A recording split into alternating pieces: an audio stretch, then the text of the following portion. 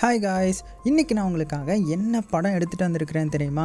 இப்போ ரீசெண்டாக ரிலீஸ் ஆன இந்தோனேசியாவில் நடந்த ஒரு உண்மை சம்பவத்தை பேஸ் பண்ணி எடுத்த ஒரு பயங்கரமான ஹாரர் படம் தான் எடுத்துகிட்டு வந்திருக்கிறேன். ஆக்சுவலாக இந்த படம் உண்மைக்குமே ரொம்பவே சூப்பராக இருக்கும். அதையும் தாண்டி இது உண்மைக்குமே நடந்த கதைன்றதுனால பார்க்கும்போதே நமக்கே அச்சச்சோ இப்படிலாம் நடந்திருக்கான்ற மாதிரி தோணும். ஸோ பேர் என்னென்னு பார்த்தீங்கன்னா தி அன்லக்கி உமன், இல்லைனா இதோடைய ஒரிஜினல் பேர் என்னென்னா பெரம்புவான் பெம்பாவாசியால். அங்கே எல்லா படத்துக்கும் இந்த மாதிரி தான் பேர் வைப்பாங்க. சரி, ஓகே, இப்போ நம்ம இந்த படத்தோட கான்செப்டை பார்த்துடலாமா? அதாவது ஒரு பொண்ணு இருக்கிறான். அந்த பொண்ணுக்கு யாரோ ஒருத்தங்க சூனி வச்சுட்டாங்க. ஸோ அப்படி சூனி வச்சதுனால என்ன ஆகுனா, அந்த பொண்ணு வந்து யாரு கூடலாம் க்ளோஸாக பழகிறாளோ இல்லைனா யாரையாவது கல்யாணம் பண்ணுறாளோ, அப்படி பண்ணால் அந்த கல்யாணம் பண்ண நபர் வந்து இறந்து போயிடுவாங்க. க்ளோஸாக இருந்தாங்கன்னா அந்த க்ளோஸாக இருந்த நபர் வந்து இறந்து போயிடுவாங்க. ஸோ ரொம்பவே கொடூரமான சாபம் இல்லை. ஸோ இந்த மாதிரி ஒரு சாபம் பெறப்பட்ட அந்த பொண்ணு வந்து கடைசியில் எப்படி சர்வே ஆகிறா? உண்மைக்குமே அந்த சாபத்தை யார் கொடுத்தாங்க? அந்த சாபத்தை முறியடிக்க முடியுமா இல்லையா அப்படின்ற கதையெல்லாம் பயங்கர சூப்பராக சொல்லியிருப்பாங்க. அதுலேயும் பேய் வர்ற ஒவ்வொரு சீனையும் நம்மளை மிரட்டி விட்டுருப்பாங்க. ஸோ உண்மை கதைன்னு சொல்லியிருந்தேன் இல்லையா? ஸோ உண்மைக்குமே அதில் பேய் வந்துச்சா இல்லையான்றது தெரியல. ஆனால் அந்த பொண்ணுடைய வாழ்க்கையில் எப்படிலாம் நடந்திருக்குன்றத கண்டிப்பாக நம்மளால் நம்ப முடியும். சரி, வாங்க டைம் வேஸ்ட் பண்ணாமல் டேரெக்டாக படத்தோட கதைக்குள்ள போயிடலாமா? So welcome back to mister ice over. வாங்க இப்போ நம்ம படத்தோட கதையை ஆரம்பிக்கலாம். படத்தோட ஓப்பனிங் சீன்லேயே ஒரு சின்ன குடும்பத்தை தான் நமக்கு காமிக்கிறாங்க. அங்கே ஒரு அப்பா வந்து அவளுடைய பொண்ணான இந்த பூத்தியை அவளுடைய புது ஸ்டெப் மதருக்கும், ஸோ ஸ்டெப் மதருக்கு ஒரு பொண்ணு இருக்கிறா, அவளுடைய பேரு மீரா. ஸோ இவங்க எல்லாத்தையுமே அறிமுகப்படுத்தி வைக்கிறாரு. ஸோ அந்த டைமில் நம்ம பூட்டியும் மீராவும் சின்ன பசங்களாக இருப்பாங்க. அப்படியே கட் பண்ணி இப்போ கதை வந்து ப்ரெசென்ட்டுக்கு வருது. அதாவது இப்போ நம்ம மீராவுக்கு கல்யாண நாள். ஸோ மணப்பெண் கோலத்தில் இருந்த மீரா வந்து பார்க்கவே ரொம்பவே அழகாக இருக்காங்க. ஏன்னா மீராவுக்கு மேக்கப் போட்டது சாதாரண மேக்கப் ஆர்டிஸ்ட் கிடையாது. பாவர்சோன்னு ஒரு வயதான ஒருவர் தான் பிரைடல் மேக்கப் வந்து போட்டிருக்கிறாரு. ஸோ இவரை பற்றி சொல்லி ஆகணும்னா, இவர் வந்து இந்த பிரைடல் மேக்கப் போடுறதுல மட்டும் ஃபேமஸ் கிடையாது. இந்த பழங்கால மந்திரங்கள்லாம் இருக்கு இல்லையா, வித்தியாசமான சடங்குகள், இது எல்லாமே இவருக்கு நல்லாவே தெரியும் போல. இப்போ கல்யாணத்தில் மீராவும் அவளை கல்யாணம் பண்ணிக்க போறவருடைய பேர் வந்து ஆரியா, ரெண்டு பேரும் இந்த வெட்டிங் ரிச்சுவல் வந்து பெர்ஃபார்ம் பண்ணிட்டு இருக்காங்க. ஸோ அதில் வந்து ஒரு முக்கியமான ரிச்சுவல் வருது. அதில் என்ன பண்ணணும்னா, இந்த ஆரியா இருக்கார் இல்லையா, அவருடைய காலால் ஒரு முட்டையை உடைக்கணும். அதுக்கப்புறம் தான் வீட்டில் இருக்கிற பெரியவங்க கிட்ட ஆசீர்வாதம் வாங்கணும் போல. ஸோ இப்படி செஞ்சா கணவன் மனைவி வந்து கடைசி காலம் வரை சந்தோஷமா வாழ்வாங்கன்றது தான் அவங்களுடைய நம்பிக்கை. அதுவும் சீக்கிரமாவே அவங்களுக்கு குழந்தை பிறந்துரும்ன்றதும் அங்க இருக்கிற மக்களை வந்து நம்புறாங்க. ஸோ அதனால எல்லாருமே சந்தோஷமா அந்த ரிச்சுவலை வந்து பார்த்துட்டு இருக்காங்க. ஸோ ஆரியா என்ன பண்றான்னா, தன்னுடைய காலை வச்சு அந்த முட்டையை உடைக்க, ஆனா முட்டை உடைஞ்ச அடுத்த செகண்டே அங்க இருந்த எல்லாருடைய ஃபேஸும் அப்படியே மாறிடுது. ஏன்னா அந்த முட்டை நல்ல முட்டை கிடையாது, அதுக்குள்ள ரொம்பவே அழுகி போயிருந்த ஒரு கூ முட்டையா இருக்குது. ஸோ இதை பார்த்து அங்க இருந்தவங்க எல்லாம் கல்யாண நாள்ல, அதுவும் இந்த ரிச்சுவல் நடக்கும்போது இப்படி ஒரு விஷயம் நடந்திருக்குது, இது ஏதோ ஒரு பெரிய கெட்ட சகனமா இருக்குமோ அப்படின்னு அவங்களுக்குள்ளேயே பேச ஆரம்பிக்கிறாங்க. ஸோ ஆரியாவுடைய அப்பா அம்மா இதை பார்த்து அவங்க ரொம்பவே பதற்றமாறாங்க. ஆனா இந்த ஆரியா மட்டும் இதை பெருசா எடுத்துக்கவே இல்லை. அவன் மீராவை பார்த்து சிரிச்சுக்கிட்டே, இது வந்து ஒரு சாதாரண விஷயம் தான், நீ எதையும் நினைச்சு பயப்படாத அப்படின்னு அவளுக்கு வந்து நம்பிக்கை கொடுக்குறான். ஸோ ஆரியா அப்படி சொன்னதுமே அது வரைக்கும் பதற்றமா இருந்த இந்த மீராவும் பார்த்தீங்கன்னா கொஞ்சம் நார்மல் ஆகுறாங்க. அதுக்கப்புறம் ரெண்டு பேரும் சேர்ந்து இந்த மற்ற ரிச்சுவல்ஸ் எல்லாம் இருக்குல்ல, அதெல்லாம் சந்தோஷமா பண்ணி முடிக்கிறாங்க. ஸோ ஒரு வழியா அந்த வெட்டிங் செரிமனியும் முடிஞ்சிருது. ஸோ கல்யாணத்துக்கு வந்திருந்த எல்லாருமே மீராவுக்கும் ஆரியாவுக்கும் வாழ்த்துக்கள் சொல்லிட்டு அங்கிருந்து அப்படியே கிளம்ப ஆரம்பிக்கிறாங்க. அந்த நேரத்தில் மீராவுடைய கசின் வந்து அவளுடைய ஃப்ரெண்ட்ஸ் கூட ஒரு இடத்துல உட்காந்து பேசிட்டு இருப்பா. ஸோ அவள் என்ன பேசிக்கிறான்னா, உண்மையை சொல்லணும்னா மீராவும் ஆரியாவும் முதல்ல எப்படி மீட் பண்ணாங்கன்றது எனக்கு இது வரைக்கும் தெரியாது. ஸோ அந்த ஆரியா வந்து வீடு வீடாக போய் இந்த சர்வே எடுக்கிற வேலை தான் செய்கிறாருன்றது மட்டும்தான் எங்களுக்கு தெரியும். ஒருவேளை அப்படி சர்வே எடுக்க போகிற நேரத்தில் ரெண்டு பேரும் சந்திச்சிருக்கலாம் அப்படின்னு அவளுடைய ஃப்ரெண்ட்ஸ் கிட்ட எல்லாத்துட்டையுமே பேசிட்டு இருக்கிறா. அதுக்கப்புறம் கல்யாணத்துக்கு வந்து எல்லாருமே கிளம்பிட. ஸோ அன்னைக்கு நைட்டு வந்து ஆரியாவும் மீராவும் அவங்களுடைய ஃபர்ஸ்ட் நைட்டை வந்து ஒன்றா கொண்டாடுறாங்க. ஸோ ரெண்டு பேரும் சந்தோஷமா ஒருத்தருக்கு ஒருத்தர் மனம் விட்டு பேச ஆரம்பிக்கிறாங்க. அப்போ நம்ம ஆரியா வந்து சிரிச்சுக்கிட்டே, மீரா உனக்கு குக்கிங் வந்து சரியா வராதில்ல, கவலைப்படாத, நானே உனக்கு வந்து கொஞ்சம் கொஞ்சமாக சொல்லித்தரேன் சரியா, ஏன்னா எனக்கு உன்னை விட நல்லாவே குக்கிங் தெரியும் அப்படின்னு கிண்டல் அடிக்க. ஸோ அதை கேட்ட மீராவும் சிரிச்சுக்கிட்டே, அதையும் பார்க்க தானே போகிறேன், எவ்வளோ நாள் தான் பண்ணுறீங்கன்னு பார்ப்போம் அப்படின்னு அவளும் சந்தோஷமா பேசிக்கிட்டு அவளுடைய அந்த ஃபர்ஸ்ட் நைட்டை வந்து கழிக்கிறாங்க. இப்போ அடுத்த நாள் காலையிலே ஆகுது. ஆரியோ சீக்கிரமாகவே எழுந்து அவனுடைய வேலைக்கு வந்து கிளம்பி போயிட்டான். ஆனால் போகிறதுக்கு முன்னாடி மீராவுக்காக ஒரு லெட்டர் எழுதி வச்சுட்டு தான் போயிருக்கிறான். அந்த லெட்டர்ல என்ன எழுதியிருக்குன்னா, வேலை முடிஞ்சதுமே சீக்கிரமா வீட்டுக்கு வந்துட்டேன், நீ பயப்படாம தைரியமா இருக்கணும், அது போக உனக்கு சமைக்க தெரியாது இல்லையா, அதனால நான் வந்து ஒரு ரெசிபி தரேன் அப்படின்னு சொல்லிட்டு ஒரு ரெசிபியும் அதில் எழுதி வச்சிருக்கிறான். அப்படியே கட் பண்ணா இன்னொரு பக்கம் ஆரியா வந்து ரொம்பவே சந்தோஷமா அவனுடைய வேலையை வந்து பார்த்துட்டு இருக்கிறான். ஏன்னா நேற்று தான் அவனுக்கு மீராவுடைய கல்யாணம் நடந்திருக்கும். ஸோ அந்த கலை வந்து அவனுடைய மூஞ்சில நல்லாவே தெரியுது. ஸோ ஆரியாவுடைய வேலை என்னன்னா, ஒவ்வொரு வீடு வீடாக போய் அங்கே இருக்கிறவங்களுடைய டீட்டெயில்ஸ் வந்து செக் பண்ணி சர்வே எடுக்கிறது தான். ஸோ அப்படி சர்வே எடுத்துகிட்டே போகும்போது ஒரு வீட்டுக்கு வரான். அந்த வீட்டில் ஒரு வயதான வயதான கணவர் மனைவி மட்டும் தனியாக வாழ்ந்துட்டு வராங்க. ஸோ ஆர்யா அவங்க கிட்ட போய்கிட்டு சர்வேவுக்கு தேவையான டீட்டெயில்ஸ் எல்லாத்தையுமே கேட்டு நோட் பண்ண ஆரம்பிக்க, ஆனால் பேசிட்டு இருக்கும்போது அவனுக்கு ஏதோ அங்கே சரியில்லாத மாதிரி ஃபீல் ஆகுது. ஸோ ஒரு நிமிஷத்துக்கு முன்னாடி அந்த வயதான பெண்ணை வந்து ஆர்யாவுக்கு நேரு முன்னாடி அப்படியே நின்றுட்டு இருப்பாங்க. ஆனால் அடுத்த நொடியே எந்த ஒரு காரணமுமே இல்லாமல் அந்த பெண்மணி திடீர்னு அங்கேருந்து காணாமல் போயிட்டாங்க. ஸோ இவனுக்கு ஒன்றுமே புரியல.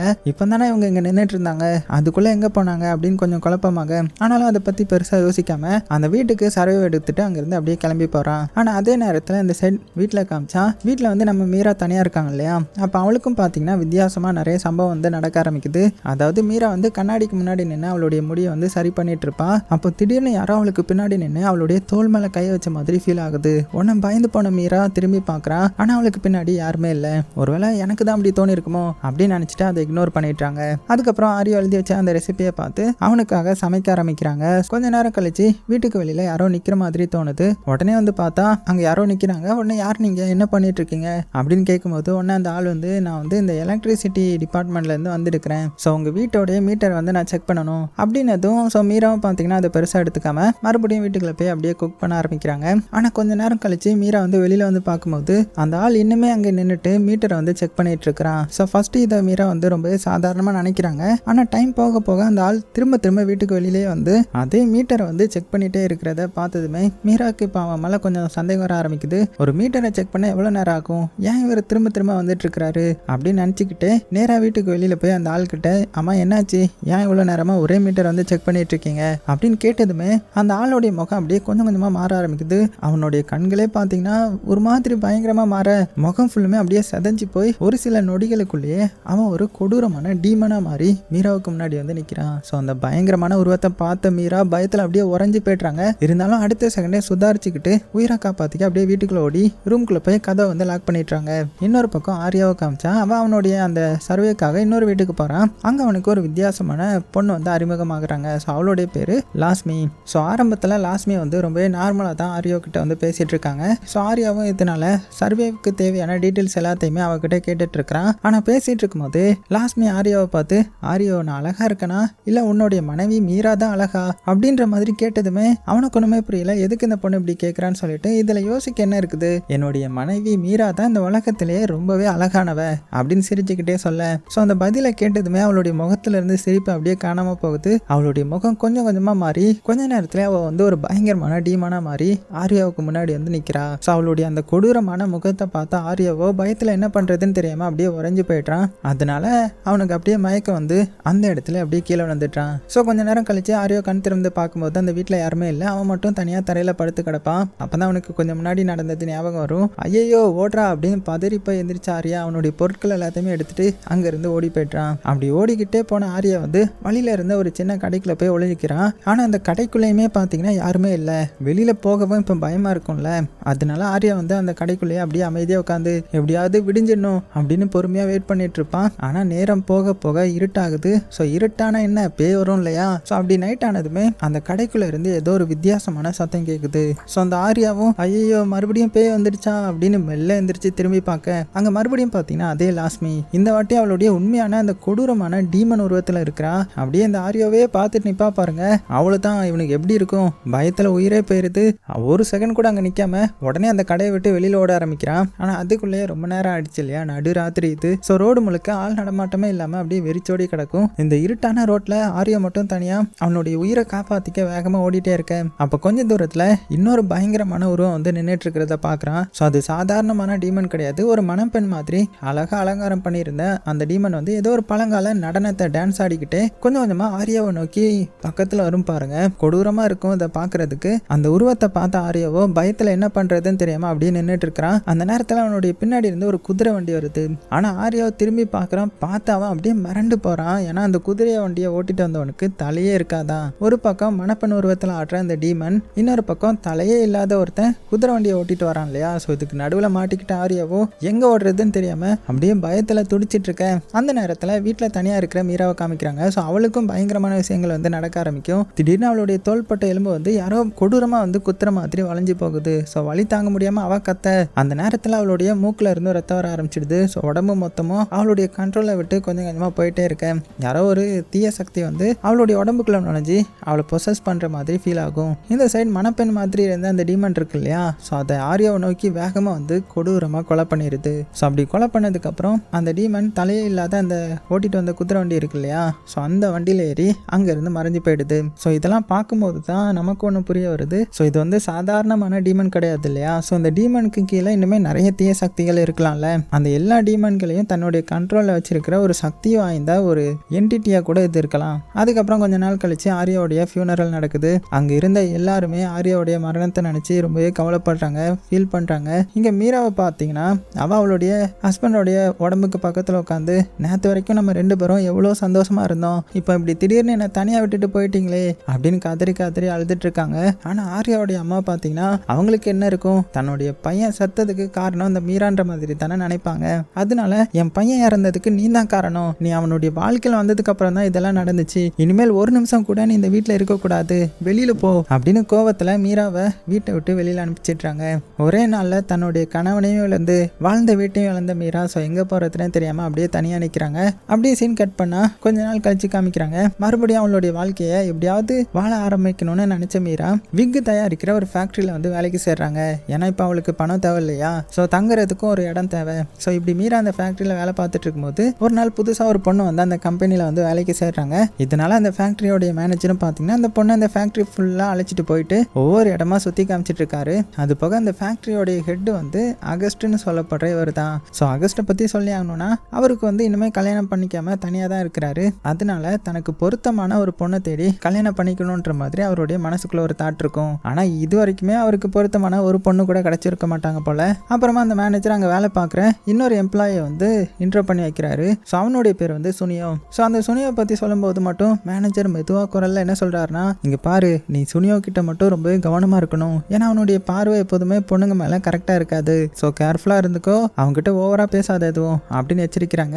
அதுக்கப்புறம் அந்த புது பொண்ணை வேலை பார்க்கறதுக்காக ஒரு டெஸ்கையும் காமிக்கிறாங்க. அந்த டெஸ்க்கு பக்கத்தில் தான் மீராவும் உட்காந்து வேலை பார்த்துட்டு இருப்பாங்க. ஆனால் அந்த புது பொண்ணு நம்ம மீராவை பார்த்த உடனே ஏதோ பேயை பார்த்த மாதிரி அதிர்ச்சியில் உறைஞ்சு போயிட்டாங்க. அப்புறமா அவளை பார்த்து இவ வந்து சாதாரண பொண்ணு கிடையாது, இவ ஒரு கெட்ட சக்தி அப்படின்னு சத்தமாக கத்த ஆரம்பிச்சிடுறாங்க. அதனால இங்க இருந்து எல்லாருமே ஒண்ணுமே புரியாம இங்க என்ன நடக்குதுன்ற மாதிரி மீராவை பார்க்க ஆரம்பிக்கிறாங்க. ஆனா அந்த பொண்ணு பேசி முடிக்கிறதுக்குள்ள ஃபேக்டரியில வேலை பார்த்துட்டு இருந்த ஒரு எம்ப்ளாயி வந்து திடீர்னு வித்தியாசமா நடந்துக்க ஆரம்பிக்கிறான். அவனுடைய உடம்பு அவனுடைய கண்ட்ரோலை விட்டு போன மாதிரி தெரியுது. ஏதோ ஒரு பேய் வந்து அவனுடைய உடம்புக்குள்ள புகுந்து பொசஸ் பண்ண மாதிரி ரொம்பவே கொடூரமா நடந்துக்கிறான். ஸோ இதை பார்த்து எல்லாருமே பயத்துல கத்திக்கிட்டு அந்த ஃபேக்டரியை விட்டு ஓட ஆரம்பிக்கிறாங்க. அந்த நேரத்தில் இது எல்லாத்துக்கும் மீரா தான் காரணம், அவ வந்ததுனால தான் இப்படி நடக்குது அப்படின்னு நிறைய பேர் நம்ம மீராவை நோக்கி கோபமா வர ஆரம்பிக்கிறாங்க. ஸோ இந்த விஷயம் தெரிஞ்சதுமே அந்த ஃபேக்டரியோட ஹெட் இருக்கார் இல்லையா, ஸோ அகஸ்ட், அவர் உடனே வந்துட்டாரு. அங்க வந்து நிலைமை ரொம்பவே மோசமா இருக்கிறத பார்த்ததுமே மீராவை உடனே அவருடைய கார்ல ஏற்றி அந்த ஃபேக்டரியை விட்டு ரொம்ப தூரமா கூட்டிட்டு போறாரு. ஏன்னா இன்னும் கொஞ்ச நேரம் அங்க மீரா இருந்திருந்தா கோபத்துல இருந்த அந்த மக்கள் வந்து அவளை என்ன வேணாலுமே பண்ணியிருப்பாங்கல்ல.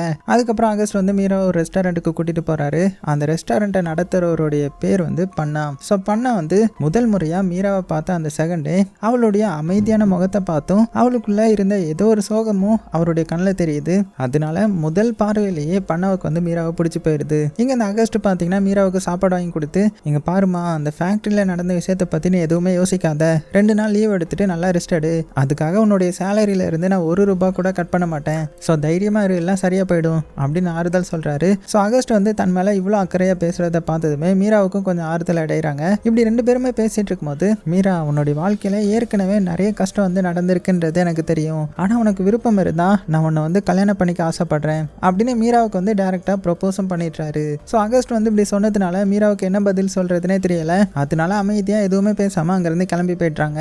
ஸோ அன்னைக்கு நைட் வந்து மீரா வீட்டில் தனியா இருக்கிறா. அப்போ யாரோ ஒருத்தர் அவளுக்காக சாப்பாடு பார்சல் வந்து கொண்டு வந்து கொடுக்குறாங்க.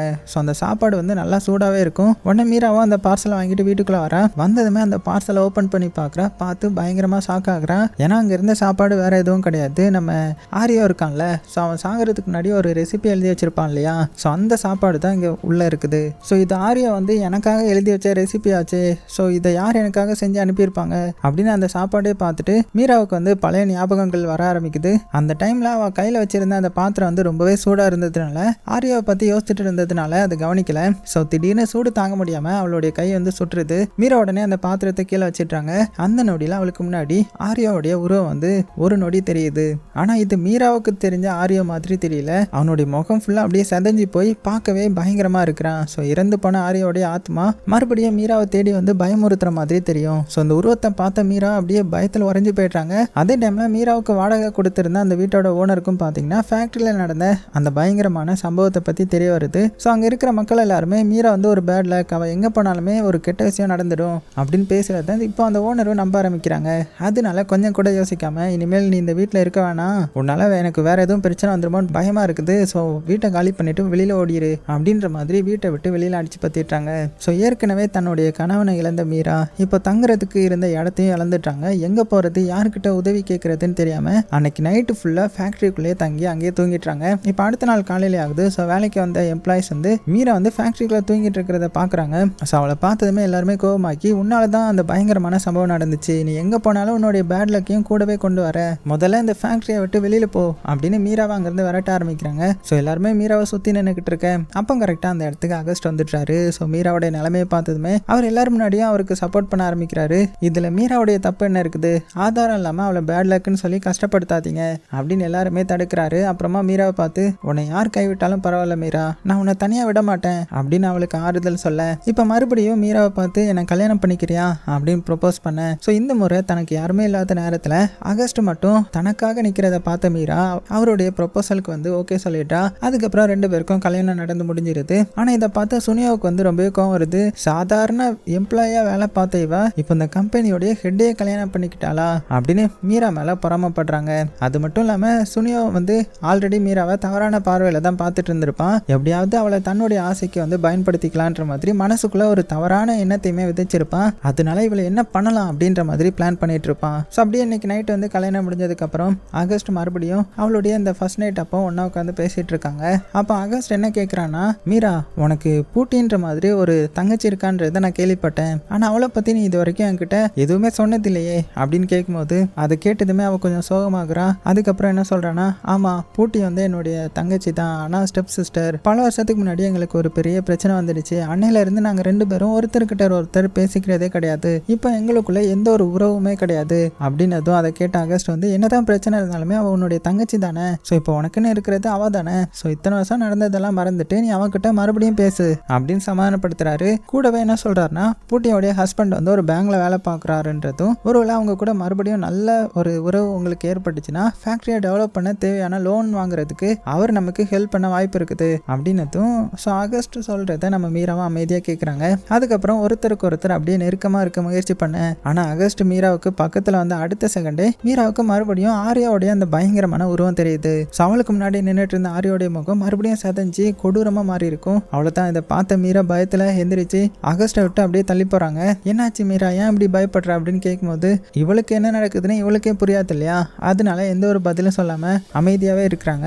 அதனால அன்னைக்கு நைட்டு 2 பேரும் தனியாகவே இருக்காங்க. ஸோ உண்மையில் என்னன்னா, இந்த மீரா வந்து எப்போதெல்லாம் இன்னொரு ஆண்கிட்ட நெருக்கமாக முயற்சி பண்ணுறாளோ அப்போல்லாம் அவருடைய இந்த ஃபர்ஸ்ட் ஹஸ்பண்டோடைய ஆன்மா வந்து அவருக்கு முன்னாடி வந்து நிற்குன்னு பயமுறுத்த ஆரம்பிக்குது. ஆனால் அது எதுக்கு மீராவை தடுக்குது, ஆரியோடைய ஆத்மா உண்மைக்குமே மீராவை தேடி வருதா, இல்லைனா இதுக்கு பின்னாடி வேற ஏதாவது ஒரு தீய சக்தி இருக்கான்றது எதுவுமே நமக்கு புரியல. இப்போ அப்படியே கட் பண்ண அடுத்த நாள் ஆகுது. ஸோ மீரா வந்து காய்கறி வாங்குறதுக்காக மார்க்கெட் போகிறாங்க. அங்கே காய்கறி விற்கிற ஒரு பொண்ணுக்கிட்ட எப்படி நல்லா சமைக்கணும், எந்த ரெசிபியை எப்படி பண்ணணுன்ற மாதிரி ஆர்வமாக கற்றுக்குறாங்க. அந்த பொண்ணு பார்த்தீங்கன்னா ஒவ்வொரு விஷயத்தையுமே நம்ம மீராவுக்கு தெளிவாக சொல்லி கொடுக்குறாங்க. ஆனால் வீட்டுக்கு வந்த மீரா வந்து அதே ரெசிபியை அப்படியே ஃபாலோ பண்ணி சமைச்சாலுமே ஒவ்வொரு முறையுமே அவளுடைய சாப்பாடு மட்டும் சரியாக வரவே மாட்டேங்குது. ஒன்று வந்து டேஸ்ட் இல்லாமல் போயிடுது, இல்லைனா உப்பு இல்லாமல் போயிடுது, இல்லைனா ஏதாவது தப்பு நடந்துடுது.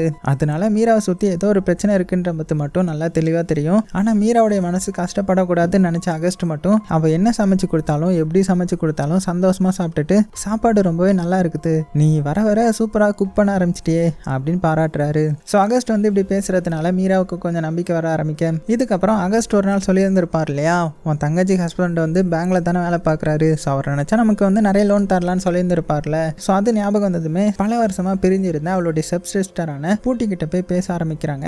ஆனால் மீராவை பார்த்தா அடுத்த செகண்டே அந்த பூட்டியோடைய முகம் அப்படியே பயங்கர கோவமாயிடுது. இத்தனை வருஷத்துக்கு அப்புறம் எதுக்காக இங்கே வந்திருக்கிற அப்படின்னு கேட்கும்போது, நமக்குள்ள என்ன நடந்திருந்தாலும் அதெல்லாம் மறந்துடலாம் பூட்டி, நம்ம மறுபடியும் பழைய மாதிரி பேசிக்கலாமே அப்படின்னதும். ஆனால் அதை கேட்க அந்த பூட்டி வந்து தயாராகவே இல்லை. எனக்கும் உனக்கும் நடுவில் இருந்த உறவு பல வருஷத்துக்கு முன்னாடியே முடிஞ்சு போச்சு, இனிமேல் உன் கூட எந்த உறவும் வச்சுக்க எனக்கு விருப்பம் இல்லை அப்படின்னு டைரக்டாகவே சொல்லிட்டாங்க.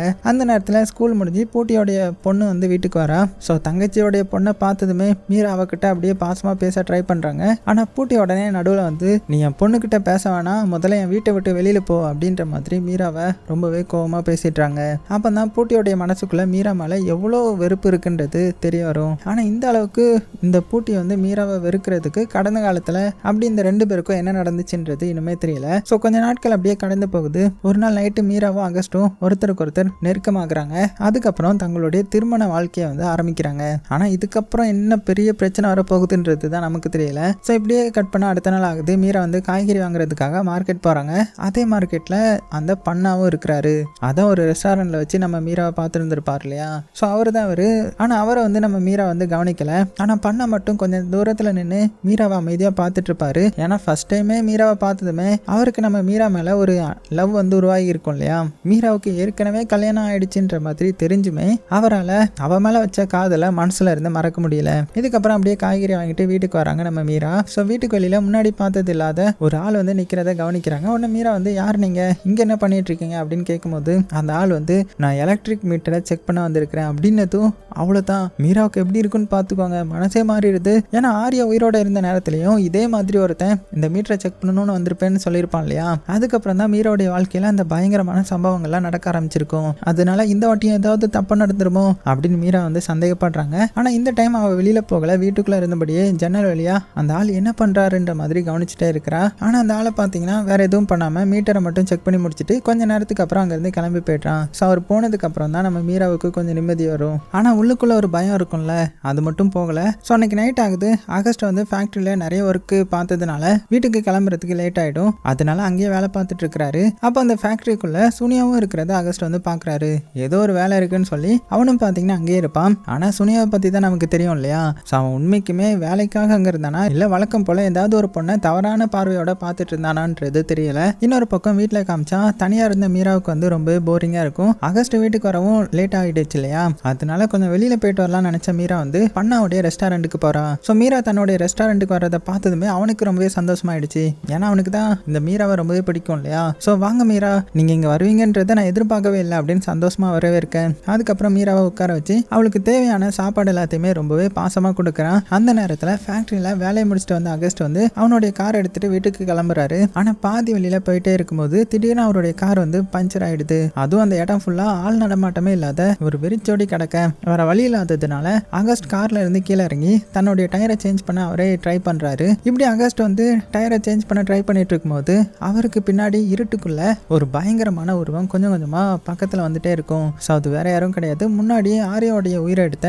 அதே மணப்பெண் உருவத்துல இருந்த கொடூரமான டீமன். ஆனா இதெல்லாம் தெரியாத அகஸ்டும் பாத்தீங்கன்னா தொடர்ந்து டயரை மாத்த வந்து ட்ரை பண்ணிட்டு இருக்காரு. அதே நேரத்துல பண்ணோடைய ரெஸ்டாரண்ட்ல இருந்த மீராவுக்கும் பாத்தீங்கன்னா திடீர்னு தோள்பட்டையில பயங்கரமான வலி வர ஆரம்பிக்குது. யாரும் அவளுடைய எலும்ப அப்படியே பயங்கரமா முறுக்கிற மாதிரி அவளுக்கு வந்து ஃபீல் கொடுக்கும். வலி வந்து கொஞ்சம் கொஞ்சமா அதிகமாக அப்பதான் ஒரு விஷயம் தெளிவா தெரியுது. மீராவுக்கும் அந்த பயங்கரமான கொடூரமான பேய் இருக்குல்ல, அதான் அந்த டான்சிங் மணப்பெண் டீமன், அதுக்கும் இவளுக்கும் ஏதோ ஒரு கனெக்ஷன் இருக்குது போல.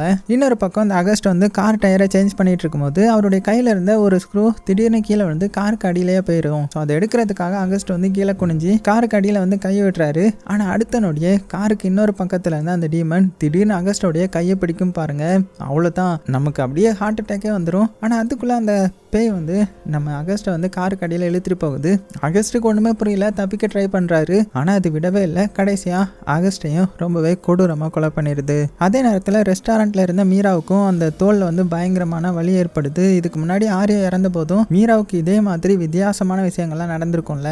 அதனால இந்த வாட்டி அவளுடைய மனசுக்குள்ள ஐயோ அகஸ்ட்டுக்கு ஏதோ ஆபத்தாக இருக்குமோ, அவர் ஏதோ பெரிய பிரச்சனையில் இருக்காரோ அப்படின்னு தோண ஆரம்பிக்கும். இங்கே இந்த பண்ணாவை பார்த்தீங்கன்னா மீராவை எப்படி பார்த்ததுமே அவனுக்கு என்ன பண்ணுறதுனே தெரியல. இருந்தாலும் ஒரு செகண்ட் கூட வேஸ்ட் பண்ணாம அவ கூட சேர்ந்து அகஸ்ட்டை தேட கிளம்புறாரு. ஸோ 2 பேரும் அகஸ்ட்டை தேடி வராங்க. அந்த பாதை ஃபுல்லுமே பார்த்தீங்கன்னா அப்படியே இருட்டா இருக்கும். அப்போ கொஞ்சம் தூரத்தில் ரோட்டுக்கு ஓரமா அகஸ்டோடைய கார் வந்து தனியாக நின்றுட்டு இருக்கிறத பார்க்குறாரு. ஸோ அந்த காரை பார்த்ததுமே மீராவுக்கு ஏதோ தப்பு நடந்திருக்கோ அப்படின்னு புரிஞ்சிருது. உடனே காருக்கு பக்கத்தில் ஓடி போய் பார்க்குறான். அங்கே அகஸ்ட் வந்து உயிர் இல்லாமல் அப்படியே பணமாக கிடக்கிறாரு. அவ்வளோதான். ஸோ மீரா வந்து உடஞ்சி போயிடுறாங்க. அகஸ்டோடைய உடலை பிடிச்சிட்டு அகஸ்ட் என்னை விட்டு போயிடாதீங்க, எனக்கு இருந்த ஒரே துணை நீங்கள் தான், நீங்களும் என்னை விட்டு தனியாக விட்டுட்டு போயிட்டீங்கன்னா நான் என்ன பண்ணுவேன் அப்படின்னு கதறி அழுறாங்க. ஏற்கனவே தன்னுடைய ஃபர்ஸ்ட் ஹஸ்பண்டையும் இழந்துருப்பாங்க இல்லையா, இப்போ இவளுடைய உண்மை வந்து புரிஞ்சிருச்சு. இப்போ தன்னை உண்மையா புரிஞ்சுக்கிட்ட இந்த அகஸ்டையும் இழந்துட்டான் இல்லையா, ஸோ அதனால மனசு உடஞ்சி போய் அழுறாங்க. இப்போ அகஸ்ட் இறந்ததுக்கு அப்புறம் ஃபேக்டரியோடைய முழு பொறுப்பையும் சோனியா தான் எடுத்துக்கிறான். ஸோ ஃபேக்டரியோடைய ஹெட்டை மாறினதுமே அவன் முதல்ல பண்றது நம்ம மீராவை வேலையை விட்டு தூக்குறது தான். ஸோ மீராவை பார்த்து, இங்க பாரு, இனிமேல் உனக்கும் இந்த ஃபேக்டரிக்கும் எந்த ஒரு சம்மந்தமும் கிடையாது. உன்னால ஏற்கனவே இங்க நிறைய பேர் இறந்துட்டாங்க. ஸோ உன்னால நிறைய பேருக்கு பிரச்சனையா வந்திருக்குது. அதனால உடனே இங்கிருந்து வெளியில போ அப்படின்னு மீராவை ஃபேக்டரியை விட்டு வெளியில அனுப்பிடுறான். ஸோ ஏற்கனவே சோனியாவுடைய பார்வை பெண்கள் மேல தவறா தானே இருக்கும். இப்போ அவனே இந்த ஃபேக்டரியோடைய ஹெட்டா மாறிட்டான். ஸோ அங்க வேலை பார்க்குற பெண்ணையும், ஸோ அங்க வேலை பார்க்குற பெண்களுக்காக கேள்வி கேட்க யாருமே இல்லாம போயிடுது. ஸோ அவன் என்ன சொன்னாலுமே வேலை பெறுமோன்ற மாதிரி பயத்துல அங்க இருக்கிற பொண்ணுங்களும் அதை ஏத்துக்க வேண்டிய நிலைமைக்கு வந்து வந்துட்டாங்க. ஆனா மீராவுடைய பிரச்சனை இங்க அதோட முடியல. அகஸ்ட் இறந்ததுனால அவர் வாழ்ந்த வீட்டையுமே மீரா காலி பண்ண வேண்டிய சூழ்நிலை வருது. ஒரே நேரத்துல தன்னுடைய கணவனையும் இழந்து, வேலையுமே இழந்து, தங்குறதுக்கு இருந்த இந்த வீட்டையுமே இழந்து, மறுபடியும் யாருடைய ஆதரவும் இல்லாம தனியா நிக்கிறாங்க. ஸோ இந்த விஷயம் நம்ம மீராவுடைய ஸ்டெப் சிஸ்டரான அந்த பூட்டி இருக்கா இல்லையா, ஸோ அவளுக்கு தெரிய வர, அதாவது பூட்டியோடைய ஹஸ்பண்ட் தான் இந்த மாதிரி மீராவுடைய 2வது கணவரும் இறந்துட்டாராம். அவளை ஃபேக்டரியில இருந்து வெளியில அனுப்பிட்டாங்களா, இப்போ தங்குறதுக்கு கூட அவளுக்கு இடம் இல்லையா அப்படின்னு சொல்ல. ஆனா இதை கேட்ட பூட்டிக்கு பாத்தீங்கன்னா அவளுடைய சிஸ்டருக்கு இவ்வளோ பெரிய கஷ்டம் நடந்திருந்தாலுமே அதை பத்தி இவளுக்கு கவலை கிடையாது. அதுக்கு பதிலாக மனசுக்குள்ள ஏதோ நினைச்சு சந்தோஷப்படுறா. எதுக்கு இவளுடைய அக்காவுக்கு நடந்ததை பார்த்தே சந்தோஷப்படுறா. அவளுக்கு மீரா மேல ஏன் இவ்வளோ பெரிய வெறுப்பு இருக்குன்றது நமக்கு ஒண்ணுமே புரியல. இன்னொரு பக்கம் மீராவுக்கு வந்து வேலை போயிடுச்சு இல்லையா, தங்குறதுக்கு இப்போ வீடு இல்லைன்ற மாதிரி பண்ணாவுக்கு வந்து தெரிய வருது. உடனே அவளுக்கு உதவி பண்ணணும்னு நினைச்சு மீரா தங்கியிருந்த வீட்டுக்கு அவளை தேடி போறாரு. ஆனா பண்ணா வந்து அங்க போறதுக்குள்ளேயே மீரா வந்து வீட்டை காலி பண்ணிட்டு அங்கிருந்து போயிட்டாங்க போல. ஸோ இப்போ மீரா மறுபடியும் தனக்கு ஒரு புது வேலையும் தங்குறதுக்கு இடமும் தேடி மார்க்கெட் பக்கம் வந்து நடந்துட்டு இருப்பாங்க. ஆனா அவ எவ்வளோ ட்ரை பண்ணாலுமே யாருமே அவளுக்கு வந்து வேலை தர்றதுக்கு வந்து தயாரா இல்லை. அந்த நேரத்தில் மார்க்கெட்ல திடீர்னு ஆர்யாவுடைய அம்மாவை மீரா பாக்குறா. ஸோ அதான் அந்த ஃபர்ஸ்ட் ஹஸ்பண்டோடைய அம்மா. ஸோ மீராவை பார்த்ததுமே ஆர்யாவுடைய அம்மா கோபத்துல, இன்னும் நீ இங்கே தான் இருக்கியா, என்னுடைய மகனுடைய உயிரை பறிச்சதே நீ தானே, நீ ஒரு கெட்ட சகுனம், நீ எங்க போனாலும் அது விளங்காது அப்படின்னு எல்லாரும் முன்னாடியும் மீராவை வந்து அவமானப்படுத்துறாங்க. அது மட்டும் இல்லாம மார்க்கெட்ல இருந்து மீராவை விரட்ட ட்ரை பண்றாங்க. அப்போ திடீர்னு அங்க வந்து பண்ண வந்துட்டாரு. ஸோ மீராவை எல்லாருமே கஷ்டப்படுத்துறத பார்த்ததுமே உடனே முன்னாடி வந்து, போதும் எல்லாருமே அமைதியா இருங்க, இவளை ஏன் இப்படி கஷ்டப்படுத்துறீங்க, எந்த ஒரு ஆதாரமும் இல்லாம ஏன் இவளை இப்படியே குறை சொல்றீங்க அப்படின்னு சப்போர்ட் பண்றாரு. அது போக இப்ப மீராவுக்கு தங்குறதுக்கு இடம் இல்லைன்னு தெரிஞ்சதுமே பண்ணா வந்து அவளை அவருடைய வீட்டுக்கே கூட்டிட்டு போறாரு. அங்க மீராவுக்கு வந்து சாப்பாடு செஞ்சு கொடுத்து, முதல்ல வந்து நீ சாப்பிடு, மத்த எல்லாத்தையுமே நம்ம அப்புறம் பாத்துக்கலாம் அப்படின்னு அவளை சமாதானப்படுத்துறாரு. ஆனா மீராவுடைய மனசு ஃபுல்லா உடஞ்சு போயிருக்கும். முதல்ல அவருடைய கணவர் ஆரியோ, அதுக்கப்புறம் அகஸ்ட், இப்போ வேலையும் இல்லை தங்குறதுக்கு இடமும் இல்லை இல்லையா, அவளுக்கு ஆதரவா இருந்த ஒவ்வொருத்தங்களையுமே தொடர்ந்து இழந்ததுனால என்னுடைய வாழ்க்கையில இனிமேல் எதுவுமே கிடையாது, நான் யாரு கூட சந்தோஷமா வாழ நினைச்சாலுமே அவங்க என்னை விட்டு போயிடுவாங்க அப்படின்னு அழுதுகிட்டே சொல்ல. ஸோ மீராவுடைய இந்த நிலைமையை புரிஞ்சுக்கிட்டே இந்த பண்ணாவோ, நடந்த எதுக்குமே இப்போ ஒன்று குறை சொல்லிக்காத மீரா, உனக்கு தேவை இப்போ கொஞ்சம் நிம்மதியும் ரெஸ்ட்டும் தான், நீ எவ்வளோ வேணாலுமே இங்கேயே தங்கிக்கலாம் அப்படின்னு சொல்லி மீரா ஓய்வெடுக்க அவருடைய வீட்டில் ஒரு ரூமையும் கொடுக்குறாரு. ஸோ அப்படியே கட் பண்ண நைட் ஆகுது. நடந்த விஷயங்கள் எல்லாத்தையுமே நினச்சிட்டு இருந்த மீரா ஒரு வழியாக தூங்க ஆரம்பிச்சிட்டா. ஆனால் தூங்கின கொஞ்ச நேரத்திலே அவளுக்கு வந்து ஒரு கொடூரமான கனவு வருது. அந்த கனவுல பண்ணா அவளுக்கு முன்னாடி நின்றுட்டு இருக்கிறாரு. ஆனால் அது இப்போ இருக்கிற நல்ல மனசு பண்ணா கிடையாது. அவருடைய முகம் கொஞ்சம் கொஞ்சமாக செதஞ்சு ஒரு பயங்கரமான ஒரு பேயோடைய முகம் மாதிரி மாற ஆரம்பிக்கும். அந்த கொடூரமான உருவத்தை பார்த்த மீரா வந்து பயத்துல கத்திக்கிட்டே எந்திரிக்கிறாங்க. ஒருவேளை மீராவுக்கு வரப்போற ஆபத்தை முன்கூட்டியே உணர்ந்த ஒரு வார்னிங்கா இருக்கலாம் இல்லையா. ஸோ நான் பண்ண கிட்ட நெருக்கமா இருக்கக்கூடாது, அவரை கல்யாணம் பண்ணவோ அவர் எந்த ஒரு ரொமான்டிக் ரிலேஷன்ஷிப்லயும் நான் இருக்கக்கூடாது, ஒருவேளை அவருக்கும் இந்த ஆர்யாவுக்கும் அகஸ்டுக்கும் நடந்த மாதிரி அந்த விஷயம் நடந்துடுமோ அப்படின்னு அவளுடைய மனசுக்குள்ள ஒரு பயம் வர ஆரம்பிக்க. ஏன்னா இது வரைக்கும் மீரா யாரை கல்யாணம் பண்ணாங்களோ, யாரு கூட நெருக்கமா இருந்தாங்களோ அவங்களுக்கு ஏதாவது ஒரு பயங்கரமான விஷயம் நடந்துரும் இல்லையா. அது போக இப்ப நம்ம மீரா கத்தின சத்தத்தை கேட்டு பண்ண உடனே அவளுடைய ரூமுக்கு வந்து ஓடி வராரு. மீரா என்னாச்சு, ஏதாவது கெட்ட கனவு பாத்தியா அப்படின்னு அவளுக்கு ஆறுதலா சொல்றாரு. பயப்படாத, வெறும் கனவு தான், நான் இங்கதான் இருக்கேன் உனக்காக அப்படின்னு ஆறுதல் சொல்ல. இப்ப அடுத்த நாள் காலையில ஆகுது. மீராவும் பண்ணவும் ஒன்னா உட்காந்து பிரேக்ஃபாஸ்ட் வந்து சாப்பிட்டுட்டு இருக்காங்க. அப்ப பண்ண வந்து முதல் முறையா அவருடைய கடந்த காலத்தை பற்றி மீரா கிட்ட சொல்ல ஆரம்பிக்கிறாரு. மீரா, நான் சின்ன வயசுல இருந்தே என்னுடைய அம்மாவோடைய ரொம்ப க்ளோஸாக இருப்பேன். குக்கிங்ன்றது எனக்கு ரொம்பவே பிடிக்கும். அதுக்கு காரணமே என்னுடைய அம்மா தான். சின்ன வயசுல அவங்க தான் ஒவ்வொரு ரெசிபியும் எனக்கு சொல்லி கொடுத்தாங்க. ஒரு மிகப்பெரிய செஃப்பாக மாறணுன்றது தான் என்னுடைய கனவு. ஸோ என்னுடைய கிராமத்தை விட்டு நான் சிட்டிக்கு போனேன். அங்கே போய் சொந்தமாக ஒரு பிஸ்னஸ் ஆரம்பித்தேன். ஆரம்பத்தில் அவருடைய பிஸ்னஸ் வந்து கொஞ்சம் டல்லாக தான் இருந்துச்சு. ஆனால் போக போக அப்படியே முன்னேற ஆரம்பிச்சுது. இப்படி இருக்க ஒரு நாள் என்னுடைய அம்மாவை பார்த்து இந்த சந்தோஷமான விஷயத்த சொல்லணுன்றதுக்காக மறுபடியும் கிராமத்துக்கு வந்தேன். வந்தேன். அங்கே வந்ததுக்கு அப்புறம் தான் தெரியுது எங்கள் அம்மாவுக்கு ரொம்பவே உடல்நல சரியில்லாமல் போயிருந்துச்சு. ஸோ நான் அவங்கள காப்பாற்ற எவ்வளோ முயற்சி பண்ணேன். ஆனால் சில நாட்களுக்கு அப்புறம் எங்கள் அம்மா வந்து இறந்துட்டாங்க. ஸோ இப்படி எங்கள் அம்மா என்னுடைய வாழ்க்கையை விட்டு போனதுனால என்னுடைய மொத்த வாழ்க்கையுமே மாறி போச்சு. எந்த விஷயத்துலையுமே நல்லா கவனம் செலுத்த முடியல. அதனாலேயே நல்லா போயிட்டு இருந்த என்னுடைய பிஸ்னஸும் கொஞ்சம் கொஞ்சமாக நஷ்டமாக ஆரம்பிச்சுது. ஒரு கட்டத்தில் என்கிட்ட இருந்த எல்லாத்தையுமே விட்டுட்டு வெளியில் வர வேண்டிய சூழ்நிலைக்கு நான் வந்து தள்ளப்பட்டேன். அதனால தான் இப்போ ஒரு சின்ன ரெஸ்டாரண்ட் வச்சு நான் நடத்திட்டு வரேன். இந்த ரெஸ்டாரண்ட்டில் நான் செய்கிற ஒவ்வொரு சாப்பாடுமே சின்ன வயசில் என்னுடைய அம்மா சொல்லி கொடுத்த ரெசிபி தான். அந்த சாப்பாடெல்லாம் நான் ஒவ்வொரு வாட்டியும் சமைக்கும் போதும் என்னுடைய அம்மா கூட நான் சந்தோஷமாக வாழ்ந்த அந்த பழைய நாட்கள் தான் எனக்கு வந்து ஞாபகம் வரும். ஸோ அந்த நினைவுகள் தான் என்னுடைய அம்மா இழந்த வழியிலேருந்து கொஞ்சம் கொஞ்சமாக நான் வெளியில் வர ஒரு தைரியத்தை கொடுத்துட்டு இருக்குது. இங்கே பாரு மீரா, நம்ம வாழ்க்கையில் நடந்த கெட்ட விஷயங்களை மட்டும் நினச்சிட்டே இருந்தால் நம்மளால எப்போதுமே அதுலேருந்து வெளியில் வர முடியாது. உன்னுடைய வாழ்க்கையில் நடந்த நல்ல விஷயங்களையுமே நீ சந்தோஷமாக இருந்த தருணங்களையுமே நினச்சி பாரு. அப்போ தான் உன்னால் பழையதுலேருந்து வெளியில் வந்து வாழ்க்கையை வந்து நல்லபடியாக வாழ முடியும் அப்படின்னு ஒரு அட்வைஸ் பண்ணேன். ஸோ அந்த பண்ண சொன்ன வார்த்தைகள் மீராவுடைய மனசுக்கு கொஞ்சம் ஆறுதலாக இருக்கும். ஸோ இதுக்கப்புறம் பண்ணா வந்து அவனுடைய அம்மா அவனுக்கு சொல்லிக் கொடுத்த இன்னும் சில ரெசிபிஸை வந்து நம்ம மீராவுக்கு வந்து சொல்லிக் கொடுக்க ஆரம்பிக்கிறாரு. ஸோ இந்த ரெசிபியில் முக்கியமான விஷயம் என்னன்னா, அவசரப்படக்கூடாது. ஒவ்வொரு விஷயத்தையுமே பொறுமையாக நிதானமாக செஞ்சால் தான் சாப்பாடு வந்து நல்லா வரும் அப்படின்னு இந்த பண்ணா வந்து சொல்லிக் கொடுக்க மீராவும் அவர் சொல்கிறத ஆர்வமாக கற்றுக்குறாங்க. ஸோ இத்தனை நாள் மீரா எவ்வளோ முயற்சி பண்ணியுமே அவளால் நல்லா சமைக்கவே முடியாது இல்லையா. ஆனால் பண்ணா சொல்லி கொடுத்ததுக்கப்புறம் முதல் முறையாக அவள் சமைச்ச சாப்பாடு அவளுக்கே பிடிக்க ஆரம்பிக்குது. இதனால ரெண்டு பேரும் ஒன்றா டைம் வந்து ஸ்பெண்ட் பண்ண ஆரம்பிக்கிறாங்க. கொஞ்சம் கொஞ்சமாக அவங்களுக்குள்ளே இருந்த நட்பும் கொஞ்சம் கொஞ்சமாக நெருக்கமாக மாற ஆரம்பிக்குது. ஆனால் பண்ணா சொன்ன சில வார்த்தைகள் வந்து மீராவை மறுபடியும் அவளுடைய கடந்த காலத்தை பற்றி தான் யோசிக்க வைக்கும். என்னுடைய வாழ்க்கையில் ஏன் தொடர்ந்து இப்படிலாம் நடக்குது, ஆர்யாவும் ஆகஸ்ட்டும் ஏன் ஒரே மாதிரி மர்மமாக இறந்து போனாங்க, என்ன மட்டும் ஏன் அந்த பயங்கரமான உருவம் தொடர்ந்து துரத்துது. ஸோ இந்த கேள்விக்கான பதிலை எப்படியாவது தெரிஞ்சுக்கணுன்ற மாதிரி முடிவு பண்ணுறான். அப்போ தான் அவளுக்கு அவளுடைய கல்யாணத்தப்போ மேக்கப் போட்ட ஒரு மேக்கப் ஆர்டிஸ்ட் வந்து ஞாபகம் வருது. அதனால அவரை நேரில் சந்தித்து பேச முடிவு பண்ணுறான். ஆனால் இப்போ அந்த வார்ஷம் வந்து ரொம்பவே வயசானவராக மாறி இருப்பார். அது மட்டும் இல்லாமல் அவர் தன்னுடைய வேலையிலேருந்து ரிட்டையர்ட் ஆக்கி எல்லாத்தையுமே விட்டுட்டு இப்போ தனியாக வாழ்ந்துட்டு இருக்கிறாரு போல. இருந்தாலும் மீரா வந்து அவரை தேடி கண்டுபிடிச்சி அவருக்கு முன்னாடி உட்காந்து தன்னுடைய வாழ்க்கையில் நடந்த அந்த பயங்கரமான சம்பவத்தை வந்து சொல்ல ஆரம்பிக்கிறா. என்னுடைய முதல் கணவர் வந்து திடீர்னு இறந்துட்டாரு. அதுக்கப்புறம் அகஸ்ட்டை கல்யாணம் பண்ணிக்கிட்டேன். ஆனால் அவரும் அதே மாதிரி மர்மமாக இறந்துட்டாரு. நான் யாருக்கிட்ட நெருக்கமானாலுமே ஆர்யாவுடைய பயங்கரமான உருவம் வந்து என் முன்னாடி வருது. அது மட்டும் இல்லாமல் ஏதோ ஒரு டீமன் வந்து என்னை தொடர்ந்து துரத்துற மாதிரி தோணுது. எனக்கு என்னதுன்னே புரியல இதெல்லாம் அப்படின்னு அவளுடைய வாழ்க்கையில் நடந்த எல்லா விஷயத்தையுமே இந்த வார்சோ கிட்ட சொல்ல, ஸோ மீரா சொன்ன எல்லாத்தையுமே அமைதியாக கிட்டே வரும். கொஞ்ச நேரம் எதுவுமே பேசாமல் தலை குனிஞ்சு உட்கார்ந்துருக்கிறாரு. அவருடைய முகத்தில் ஏதோ ஒரு குற்ற உணர்ச்சி தெரியுது. அதுக்கப்புறம் மீராவை பார்த்து, மீரா, இத்தனை வருஷமா நான் மறைச்சு வச்சிருந்த ஒரு உண்மையை இப்போ உங்ககிட்ட சொல்ல வேண்டிய டைம் வந்துடுச்சு அப்படின்னு ஒரு பெரிய குண்டை தூக்கி போட. ஸோ இப்போ தான் இந்த படத்தோடைய ஒரு பெரிய மர்மமே வெளியில் வர ஆரம்பிக்கும். ஏன்னா வார்சோ என்ன சொல்றாருன்னா, சில வருஷத்துக்கு முன்னாடி ஒரு பொண்ணு இந்த வார்சோவை தேடி வந்து அவர்கிட்ட ஒரு ஹெல்ப் கேட்டிருக்கிறா. அந்த பொண்ணு வேற யாரும் கிடையாது, மீராவுடைய சொந்த ஸ்டெப் சிஸ்டர் பூட்டி.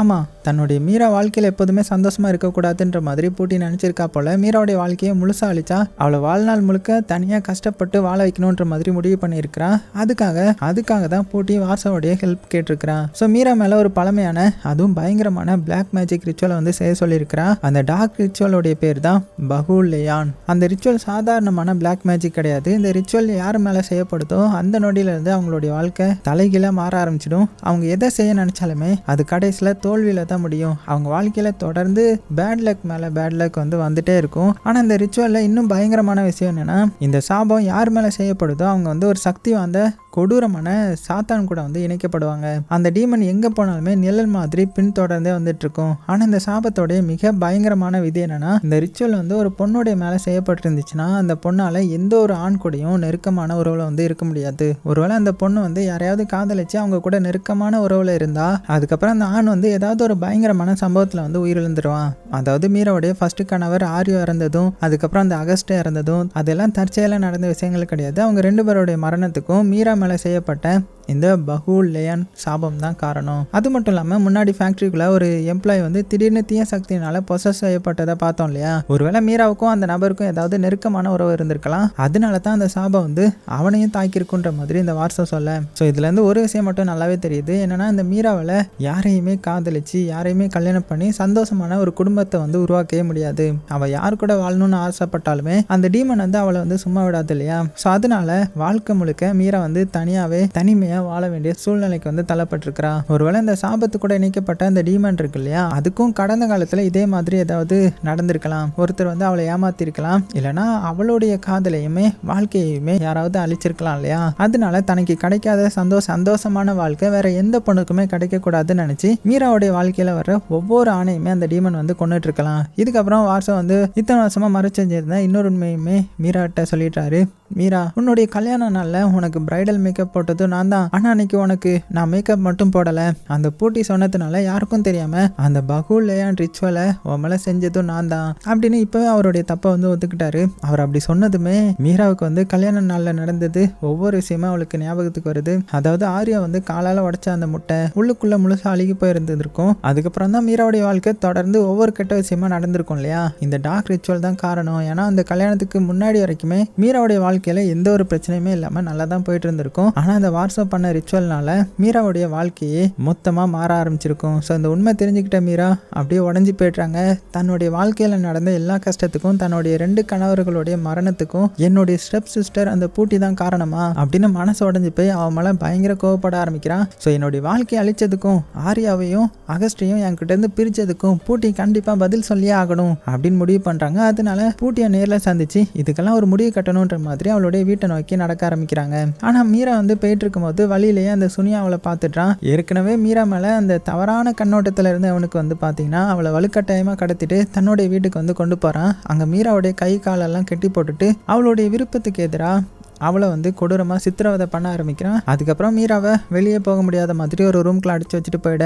ஆனால் சுனியாவுக்கு தெரியாது அவன் இப்போ மீராவுக்கு மட்டும் தப்பு பண்ணலை, அவனுடைய மரணத்துக்கே அவன் வந்து தேடி போயிட்டான் இல்லையா. ஏன்னா அந்த சாபத்துப்படி மீராவுடைய விருப்பத்தோடு நடந்தாலுமே இல்லைனா அவளுடைய விருப்பத்துக்கு எதிராக நடந்தாலும் அவளுடைய நெருக்கமான உறவுல எந்த ஒரு ஆண் இருந்தாலுமே அவன் வந்து செத்து போயிடுவான் இல்லையா. இப்போ அந்த ரூம்ல தனியாக அடைக்கப்பட்ட இந்த மீராவுக்கு பார்த்தீங்கன்னா திடீர்னு இறந்து போன அவளுடைய 2 ஹஸ்பண்டோடைய உருவமும் தெரிய ஆரம்பிக்குது. ஒரு பக்கம் ஆரியோ, இன்னொரு பக்கம் அகஸ்ட். அவங்க 2 பேரும் இப்போ பழைய மாதிரியில பயங்கரமான ஒரு கொடூரமான ஆத்மாக்களா மாதிரி மீராவை பார்த்துட்டு நின்றுட்டு இருப்பாங்க. அப்பதான் இன்னொரு விஷயம் தெளிவா தெரியுது. மீரா எப்போல்லாம் ஒரு ஆணோடைய நெருக்கமான உறவுல இருக்காளோ அதுக்கப்புறம் இறந்து போன அவளுடைய கணவர்களுடைய ஆத்மாவும் அவளுடைய முன்னாடி வந்து தோன்றுறது இல்லையா. ஒருவேளை அது அடுத்தது என்ன நடக்க போகுதுன்றத மீராவுக்கு வந்து தெரியப்படுத்துது போல. ஸோ இதனால பயத்தில் அப்படியே உறைஞ்சி போயிட்டாங்க. அவன் அந்த ரூமை விட்டு வெளியில போக ட்ரை பண்றா. ஆனா சுனியோ அவளை உள்ள வச்சு லாக் பண்ணியிருந்ததுனால மீராவால் வெளியில போகவே முடியல. இப்படி டைம் போகுது. அன்னைக்கு நைட் வந்து சுனியோ மறுபடியும் வீட்டுக்கு வரான். ஸோ வீட்டுக்குள்ள வந்ததுமே அவனுடைய வைஃப் வந்து கொஞ்சம் பதற்றமா காலையில இருந்து நம்ம வீட்டில் ஏதோ வித்தியாசமா நடக்குது, டிவி வந்து யாருமே தொடாம தானாவே ஆன் ஆகுது, அதுக்கப்புறம் தானாவே ஆஃப் ஆகுது, எனக்கு ரொம்பவே பயமா இருக்குது அப்படின்னு சொல்ல. ஸோ இதெல்லாம் கேட்டால் சுனியாவுக்கு வந்து கொஞ்சம் வித்தியாசமா இருக்கும். ஆனாலும் அதை வந்து பெருசா எடுத்துக்காம மீரா அடைச்சு வச்சிருந்த அந்த ரூமை நோக்கி வேகமா போறான். ஸோ அவன் அந்த ரூமை நெருங்க வீட்டுக்குள்ள ஒவ்வொரு பயங்கரமான சம்பவமா நடக்க ஆரம்பிக்குது. அதாவது லைட் தானாவே ஆன் ஆஃப் ஆகுது, வீட்டுக்குள்ள இருந்து வித்தியாசமான சத்தங்கள்லாம் கேட்குது, யாரோ அவனுக்கு பின்னாடி நடந்து வர்ற மாதிரி ஃபீல் ஆகுது. ஸோ சுனியா வந்து திரும்பி பார்க்குறான். அவனுக்கு பின்னாடி யாருமே இல்லை. இன்னொரு பக்கம் ரூமுக்குள்ள இருந்த அந்த மீராவுடைய உடம்புக்குள்ள அதே பயங்கரமான டீமன் வந்து மறுபடியும் நுழைய ஆரம்பிக்குது. ஆனா இந்த முறை முன்னாடி நடந்த மாதிரி மீராவுடைய தோள்பட்டையில எந்த ஒரு வழியும் இல்லை. அதுக்கு பதிலா அந்த டீமனை அவளுடைய உடம்புக்குள்ள வர்றத அவ வந்து அலோவ் பண்ணிட்டா போல. ஏன்னா இவளுக்கு நடந்த கொடுமைக்கு சூனியாவை பழி வாங்கணும் இல்லையா. ஸோ அதனால டீமனுடைய சக்தியை மீராவே பயன்படுத்த முடிவு பண்ணியிருக்கலாம். ஸோ அடுத்த நொடிய ஒரு பயங்கரமான அந்த ஒரு டீமன் வந்து சூனியாவுக்கு முன்னாடி வந்து நிற்கும் பாருங்க. ஆனா இந்த வாட்டி டீமன் வந்து அதோடைய விருப்பத்துக்கு எதுவும் பண்ணல. அதோடைய ஒவ்வொரு மூவையும் நம்ம மீரா தான் கண்ட்ரோல் பண்ணிட்டு இருக்கிறான். ஏன்னா இத்தனை நாள் மீராவுடைய ஆள்கை அழிச்ச அந்த டீமன் இப்போ முதல் முறையா மீராவுக்காக அவளுடைய எதிரியை பழி வாங்க ஆரம்பிக்குது. அந்த டீமனை பார்த்த சுனியோ பயத்தில் அங்கிருந்து தப்பிச்சு ஓட ட்ரை பண்றான். ஆனா அதுக்குள்ள டைம் ஆயிடுச்சு. அந்த டீமன் அவனை பிடிச்சி கொடூரமா கொலை பண்ணிடுது. ஸோ உண்மைக்குமே சுனியாவுக்கு நடந்த இந்த முடிவு வந்து அவன் செய்த கொடுமைகளுக்கு கிடைத்த தண்டனை தானே. ஏன்னா ஃபேக்டரியில் வேலை பார்க்குற எத்தனையோ பெண்களை இவன் அவனுடைய ஆசைக்கு இணங்க பண்ணியிருக்கான் இல்லையா. ஸோ அவன் பண்ண தப்பு எல்லாத்துக்குமே இந்த டீமன் மூலமா அவனுக்கு தண்டனை கிடைச்சிருது. ஸோ சூனியா இறந்த அடுத்த செகண்டே மீராவுடைய உடம்புல இருந்து அந்த டீமன் அப்படியே வெளியில போயிருது. அதுக்கப்புறம் மீராவும் மயக்கமாக்கி கீழே விழுந்துட்டாங்க. கொஞ்ச நேரம் கழிச்சு மீராவை தேடி வந்த பண்ணா வந்து மீரா மயக்கத்தில் கடந்ததை பார்த்ததுமே உடனே அவளை காப்பாற்றி அவளுடைய வீட்டுக்கு வந்து கூட்டிட்டு போறாரு. அடுத்த நாள் காலையில பண்ணா தூக்கத்துல இருந்து எழுந்ததுமே மீராவை தேடுறாரு. ஆனா மீராவை வந்து எங்கேயுமே காணோம். எங்கேயோ கிளம்பி போயிட்டாங்க போல. பண்ணாவுக்காக ஒரு லெட்டர் மட்டும் எழுதி வச்சிருக்காங்க. அந்த லெட்டர்ல, பண்ணா, என்னுடைய வாழ்க்கையில எல்லாருமே என்ன பேட் லக்குன்னு சொல்லிட்டு விலகி போன நேரத்துல நீங்க மட்டும் என்ன ஒரு மனுஷியா புரிஞ்சுக்கிட்டீங்க, எனக்கு தங்க இடம் கொடுத்தீங்க, சாப்பாடு கொடுத்தீங்க, எதையும் எதிர்பார்க்காம என் மேலே பாசம் காட்டினீங்க. அதுக்காக நான் எப்போதுமே உங்களுக்கு வந்து நன்றியோடு இருப்பேன். இவங்க கூட நான் செலவழித்த நாட்கள் தான் என்னுடைய வாழ்க்கையில் ரொம்ப நாளைக்கு அப்புறம் கிடைச்ச ஒரு நிம்மதியான தருணங்கள். ஆனால் இனிமேல் நான் உங்க கூட இருக்க முடியாது. ஏன்னா நான் யாருக்கிட்டையுமே நெருக்கமாக போனாலுமே அவங்களுக்கு ஏதாவது ஒரு ஆபத்து நடந்துடும். ஸோ ஆர்யாவும் அகஸ்டையும் இழந்த மாதிரி உங்களையும் நான் இழக்க விரும்பலை. என்னால் உங்கள் உயிருக்கு எந்த ஒரு ஆபத்தும் வரக்கூடாது. அதனால தான் நான் உங்களை விட்டு போகிறேன், என்னை தேடாதீங்க அப்படின்ற மாதிரி எழுதி வச்சிருக்கேன். ஸோ அந்த லெட்டரை படித்ததுமே மீரா தன்னை விட்டு போயிட்டான்னு நினச்ச பண்ண வந்து ரொம்பவே சோகமாக ஒரு செகண்ட் கூட வெயிட் பண்ணலை. உனக்கு என்ன நடந்தாலும் பரவாயில்ல மீரா, நான் வந்து உன்னை தனியாக விட மாட்டேன், உன்னை வருத்தப்பட விட மாட்டேன் அப்படின்னு சொல்லிட்டு மீராவை தேடி வேகமாக வீட்டை விட்டு கிளம்புறாரு. ஃபர்ஸ்ட் அவர் நேராக எங்கே போகிறாருன்னா அந்த ஃபேக்ட்ரிக்கு தான் போகிறாரு. மீராவுடைய அந்த பழைய எம்ப்ளாயி ஃபைல் எடுத்து பார்க்குறாரு. அந்த ஃபைலில் மீரா சின்ன வயசில் வாழ்ந்த அந்த பழைய வீட்டோடைய அட்ரஸ் வந்து பண்ணாவுக்கு கிடச்சிரும். ஒன்று அந்த அட்ரஸ் எடுத்துகிட்டு மீராவை தேடி அந்த வீட்டை நோக்கி கிளம்புறாரு. இன்னொரு பக்கம் மீராவும் தன்னுடைய பழைய வீட்டுக்கு வந்திருப்பா. இது வேற எந்த வீடும் கிடையாது, கதையோடைய ஸ்டார்டிங்ல நம்ம பார்த்த அதே வீடு தான். ஸோ மீராவுடைய அப்பாவும் அவளுடைய ஸ்டெப் மாத்திரம் வாழ்ந்த வீடு. பல வருஷத்துக்கு அப்புறம் மீரா மறுபடியும் அந்த வீட்டுக்குள்ள காலடி எடுத்து வைக்கிறான். வீட்டுக்குள்ள இருந்த ஒவ்வொரு இடத்தையும் பார்க்கும்போது அவளுடைய சின்ன வயசு ஞாபகம் தான் வரும். ஒவ்வொன்றா அவளுடைய கண்ணு முன்னாடி வர ஆரம்பிக்கும். அப்பதான் பூட்டிக்கு ஏன் என் மேல இவ்வளோ வெறுப்புன்றது மீராவுக்கு வந்து புரிய ஆரம்பிக்கும். ஏன்னா சின்ன வயசுல இருந்தே மீரா வந்து பூட்டிக்கிட்ட நல்ல விதமா நடந்துக்கவே மாட்டா. பூட்டி அவளுடைய ஸ்டெப் சிஸ்டர்ன்றதுனாலேயே ஒவ்வொரு சின்ன விஷயத்துக்குமே அவளை கிண்டல் பண்ணி வேணும்னே அவளை கஷ்டப்படுத்தி இருக்கிறா. அந்த பூட்டி வந்து அமைதியாக இருந்தாலுமே மீரா தொடர்ந்து அவளையே புள்ளி பண்ணியிருப்பா. சில நேரங்களில் பூட்டியை ரொம்பவே அதிகமாக அள வச்சிடுவா. அந்த வழியெல்லாம் பூட்டி வளர்ந்ததுக்கு அப்புறம் அவளுடைய மனசை விட்டு புகழ போல அதுதான் கொஞ்சம் கொஞ்சமாக மீரா மேலே பெரிய வெறுப்பை உண்டாக்கியிருக்கும். ஆனால் மீரா சின்ன வயசில் செய்த தப்புக்காக அவளுடைய மொத்த வாழ்க்கையுமே அழிக்கிற அளவுக்கு பூட்டி வந்து ஒரு பயங்கரமான முடிவு எடுத்திருந்திருப்பா இல்லையா. அதே நேரத்தில் இந்த சைடு இந்த பூட்டியோடைய ஹஸ்பண்டை காமிக்கிறாங்க. அவர் பார்த்தீங்கன்னா எனக்கு கொஞ்சம் முக்கியமான வேலை இருக்கு, வெளியில போயிட்டு சீக்கிரமா வந்துட்டேன் அப்படின்னு சொல்ல பூட்டியும் அவருக்கு பாய் சொல்லிட்டு அவளுடைய பொண்ணுகிட்ட போய் உட்காந்து அவளுக்கு ஏதோ ஒரு கதையை சொல்ல ஆரம்பிக்கிறான். ஆனா பூட்டியோடைய ஹஸ்பண்ட் வந்து எந்த ஒரு முக்கியமான வேலைக்கும் போகல. அவர் பூட்டி கிட்ட போய் சொல்லிட்டு ஒரு கொலி கூட சேர்ந்து பார்ட்டி பண்ண போயிருப்பாரு. ஏன்னா அங்க ரெண்டு பேரும் பொண்ணுங்களுடைய டைம் ஸ்பெண்ட் பண்ண நினைச்சிருப்பாங்க. அதனால பூட்டியோடைய கணவருக்கு அவருடைய கொலிக்கு வந்து ஒரு பொண்ணையும் வர சொல்லியிருப்பான். கொஞ்ச நேரத்துல முகத்துல மாஸ்க் போட்டுட்டு ஒரு பொண்ணு அந்த ரூம்குள்ள வரா. ஆனா அந்த பொண்ணு வேற யாரும் கிடையாது, உள்ள வந்தது நம்ம மீரா தான். சோ தன்னுடைய வாழ்க்கையை மொத்தமா அழிச்ச பூட்டிய அதே வழியை அனுபவிக்கணும்னு நம்ம மீரா வந்து முடிவு பண்ணியிருக்கிறா போல. அதுக்காக பூட்டியோடைய கணவர் கூட மீரா தெரிஞ்சு நெருக்கமான ஒரு உறவுல இருக்கிறா. ஏன்னா இப்போ மீராவுக்கும் அதே சாபத்தோட விதி என்னன்றது நல்லாவே தெரியும் இல்லையா. ஏன்னா இப்போ மீராவுக்கும் அந்த சாபத்தோட விதி என்னன்றது நல்லாவே தெரியும் இல்லையா. தன்னுடைய நெருக்கமான உறவுல யார் இருந்தாலுமே அந்த சாபத்தோடைய காரணமா உயிரை விட்டுருவாங்கல்ல. அதனால தன்னுடைய வாழ்க்கையை அழிச்ச அந்த பூட்டிக்கு எதிராகவே அதை பயன்படுத்துறாங்க. ஸோ இதுக்கப்புறம் பூட்டியோடைய ஹஸ்பண்ட் பார்த்தீங்கன்னா போதையில வீட்டுக்கு திரும்பி வராரு. ஸோ பூட்டிக்கிட்ட எதுவுமே பேசாம நேராக பெட்ரூம்குள்ள போய் படுத்து தூங்கிட்டாரு. ஸோ அவர் வந்ததுல இருந்தே தன்னுடைய முகத்தை கூட பார்க்காம ஒரு வார்த்தை கூட பேசாம தூங்கினதை பார்த்து அந்த பூட்டிக்கு வந்து கொஞ்சம் கோவம் வந்துடுது. ஆனா அந்த நேரத்துல வீட்டோடைய கதவை திறக்குது. அங்க திடீர்னு மீரா வந்து நிக்கிறா. ஸோ மீராவை பார்த்ததுமே பூட்டி வந்து செம்ம டென்ஷன் ஆயிட்டா. நீ மறுபடியும் எதுக்குங்க வந்த அப்படின்னு கேட்கும்போது, ஆனா இந்த வாட்டி மீரா வந்து பழைய மாதிரி இல்லை இல்லையா. அவ பூட்டியை பார்த்து நான் முன்னாடியே இங்க வந்தபோது நம்ம சின்ன வயசுல நடந்த எல்லாத்தையுமே மறந்துட்டு உங்ககிட்ட மன்னிப்பு கேட்டு நம்மளுடைய உறவை மறுபடியும் சரி பண்ணிக்கலாம்னு நினைச்சேன். ஆனா நீ என்னை மதிக்கவே இல்லை, என்னுடைய வாழ்க்கையை மொத்தமா அழிச்சிட்டேன். இப்போ உன்னுடைய ஹஸ்பண்ட் வந்து உயிரோட இருக்க போறது கிடையாது, அவருக்கு என்ன நடக்க போகுதுன்னு எனக்கு நல்லாவே தெரியும் அப்படின்னதும் பூட்டி இதெல்லாம் கேட்டு செம்ம கோபமாயிடுறாங்க. நான் ஏன் உன்னை வெறுக்கிறேன்றது உனக்கு இன்னுமே புரியலையா? சின்ன வயசுல நீ என்னை எப்படி நடத்தினேன்னு மறந்துட்டியா? நான் உன்னுடைய ஸ்டெப் சிஸ்டரா இருந்த ஒரே காரணத்துக்காக ஒவ்வொரு நாளும் நீ என்னை அவமானப்படுத்தின, என்னை அடிச்ச, உடல் ரீதியா மட்டும் இல்ல மனசளவுலையும் நீ என்னை ரொம்பவே கஷ்டப்படுத்தின. உன்னுடைய வார்த்தைகளால என்னுடைய மனசு ரொம்பவே கஷ்டமாச்சு. நான் அழும்போது கூட அதை பார்த்து நீ சந்தோஷப்பட்ட. அதனால நீ எனக்கு கொடுத்த வழி இன்னுமே என்னுடைய மனசை விட்டு போகல. அதனாலதான் உனக்கு சந்தோஷமா வாழ எந்த ஒரு உரிமையும் கிடையாது. நான் அனுபவிச்ச வழியை நீயும் வாழ்நாள் ஃபுல்லா அனுபவிக்கணும்னு நினைச்சேன் அப்படின்னு கோவமா சொல்ல, இப்படி ரெண்டு பேருக்கும் நடுவில் பெரிய வாக்குவாதமே நடந்துட்டு இருக்கும்போது திடீர்னு வீட்டுக்குள்ள இருக்கிற லைட் வந்து பயங்கரமா மின்ன ஆரம்பிக்குது. அதே நேரத்துல அந்த சாபம் மறுபடியும் தன்னுடைய வேலையை காமிக்க ஆரம்பிக்குது. வீட்டுக்குள்ள இருந்து ஒரு பயங்கரமான உருவம் கொஞ்சம் கொஞ்சமா அப்படியே மீராவை நோக்கி வரும் பாருங்க. அது வேற யாரும் கிடையாது, ஆர்யாவையும் அகஸ்டியாவையும் கொண்ட அந்த கொடூரமான சாத்தான் தான். அடுத்த செகண்டே அந்த சாத்தா மறுபடியும் மீராவுடைய உடம்புக்குள்ள நுழைஞ்சு அவளை பொசஸ் பண்ண ஆரம்பிக்குது. அந்த நேரத்துல பெட்ரூம்குள்ள போதையில தூங்கிட்டு இருந்த அந்த பூட்டியோடைய ஹஸ்பண்டுக்கும் பார்த்தீங்கன்னா ஏதோ ஒரு ஆபத்து நெருங்க ஆரம்பிக்கிற மாதிரி தோணுது. அவருக்கு என்ன நடக்குதுன்னு தெரிஞ்சுக்கிறதுக்குள்ளேயே கொடூரமா அவரை வந்து கொலை பண்ணிடுது. கொஞ்ச நேரத்துக்கு அப்புறம் மீரா மறுபடியும் பூட்டியை பார்த்து உன்னுடைய ஹஸ்பண்ட் வந்து இப்போ உயிரோட இல்லை, நான் அவர் கூட நெருக்கமான உறவுல இருந்தேன். என்னுடைய சாபம் பத்தி தான் உனக்கு நல்லாவே தெரியும்ல. என்னுடைய வாழ்க்கையை அழிக்க நீ பயன்படுத்தின அதே சாபம் தான் இப்போ உன்னுடைய கணவனுடைய உயிரையே எடுத்துருச்சு அப்படின்னு சொல்ல, அது கேட்ட அந்த அடுத்த நொடியே பூட்டியோடைய கோபம் மொத்தமா வெடிக்குது. அவ வேகமா மீரா மேல பாஞ்சு அவளை வந்து தாக்க ஆரம்பிக்கிறான். மீராவுடைய தலையை பிடிச்சு பிடிச்சி திரும்ப திரும்ப சோகத்தில் வேகமாக மோதுறான். சின்ன வயசில் மீரா பூட்டியை எவ்வளோ கஷ்டப்படுத்தினாலோ இப்போ அதே கோபத்தையும் வழியையுமே பூட்டி மீராவுக்கு மறுபடியும் கொடுத்துட்டு இருக்காங்க. ஸோ உண்மைக்குமே சின்ன வயசில் நம்ம ஒருத்தங்க கிண்டல் பண்ணுறது, தொடர்ந்து அவங்கள புள்ளி பண்ணுறது நமக்கு ஒரு சாதாரணமான விஷயமா தெரிஞ்சாலுமே, ஆனால் நம்ம பேசுகிற சில வார்த்தைகளும் செய்கிற சில விஷயங்களும் அவங்களுடைய மனசில் ஆறாத காயமாக பல வருஷத்துக்கு அப்படியே இருக்கலாம் இல்லையா? ஸோ யாராவது சின்ன வயசில் யாராவது கஷ்டப்படுத்திருந்தீங்கன்னா ஒன்று மன்னிப்பு கேட்டுருங்க, இல்லைனா அந்த வழி எதிர்காலத்தில் எப்படிப்பட்ட விருப்பம் மாறுன்றது யாருக்குமே தெரியாது. இப்போ 2 பேருமே தங்களுடைய பழைய கோபத்தினால ஒருத்தருக்கு ஒருத்தர் அழிக்க ஆரம்பிச்சிட்டாங்க. சண்டை நடந்துட்டு இருக்கும்போது பூட்டி கீழே கிடந்த ஒரு கண்ணாடி துண்டை எடுத்து மீராவை திரும்ப திரும்ப தாக்க ஆரம்பிக்கிறான்.